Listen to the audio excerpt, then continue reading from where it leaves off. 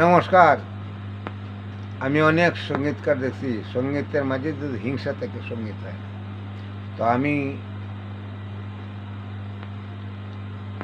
অর্থনৈতিকভাবে ছোট, কিন্তু আমি কত মন্ত্রী মিনিস্টারের কাছে সঙ্গে যে গান করছি, গান বাজনা করছি। আমি অল আসামের গ্রেট একটা গ্রুপ ছিল, একটাই গ্রুপ ছিল, লোকবিচিত্রা।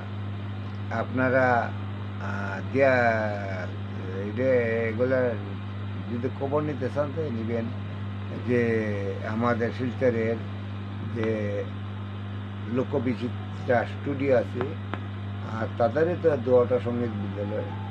তো লোকবিচিত্রা যে গুরুজি আছিল, তার লগে আমি আমার রেডিওতে প্রথম স্টার্টিং হওয়ার আগে আমি এক গ্রেট গ্রুপে, অল আসামের এক গ্রুপে গান করছি। গান বাজনা তো করেছি, এর আগেও করেছি বহুত জায়গায়। এটা অল্প সময় বলা, 58 বছরের ইতিহাস অল্প বছরে বলার কথা না।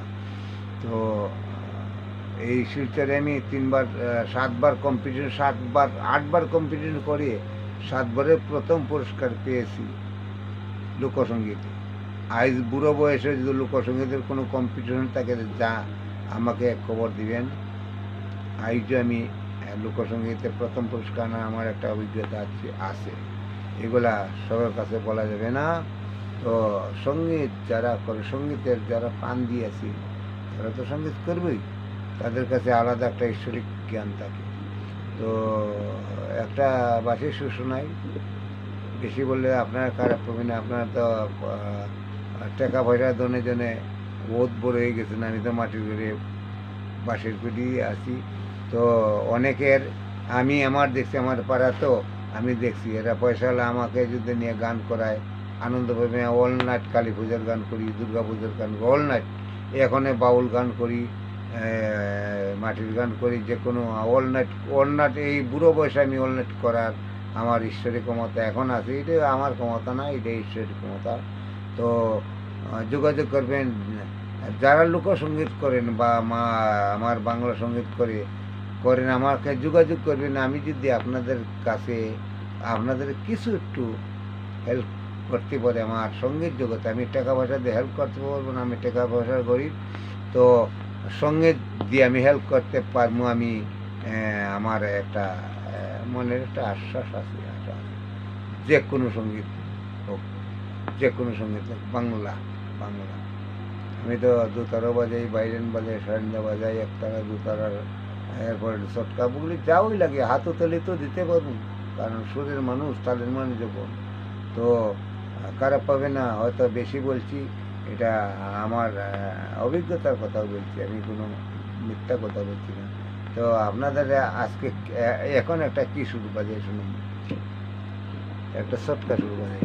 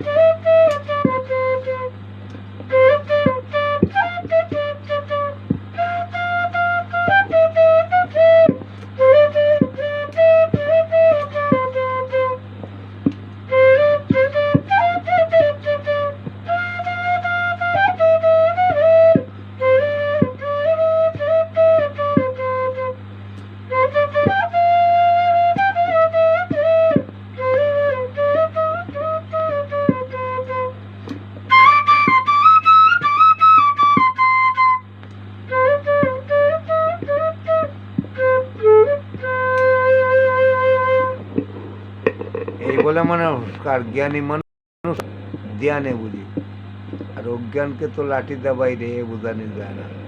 তো যারা জ্ঞানী মানুষ বুঝে নেবেন। আপনাদের যদি আমি লোকসঙ্গীতে যদি কোনো সহায়তার প্রয়োজন হয় আমাকে যোগাযোগ করবেন। আমি তো শেষ বয়সে দিতেই চাই বিদ্যা, যত বিতরণ করা যায় ততই লাভ। বিদ্যা যদি গোপনে থাকে তে লাভ নাই। আমি বিদ্যা দিতে চাই, যে কোনো লোক সঙ্গীত বা বাংলা সঙ্গীত করো, বাংলা লোকবাদ্য শিখতে চান, জানতে চান, যদি মনে করেন তো যোগাযোগ করবেন। আমি হয়তো কিছু, হয়তো আমাদের সম্পূর্ণ না পাইলেও কিছু তো পাবেন। তো এত বছরের এই সঙ্গীতগুলা জমা করছি, 58-59 বছর ধরে এই সঙ্গীতগুলা শিক্ষা জমা করছিল, হয়তো আপনারা কিছু পাইতে পারেন। আমাদের হাতে বড় বড় শিল্পী গেছে, বড় বড় শিল্পী গোল্ড মেডেল পাইয়ে গেছে।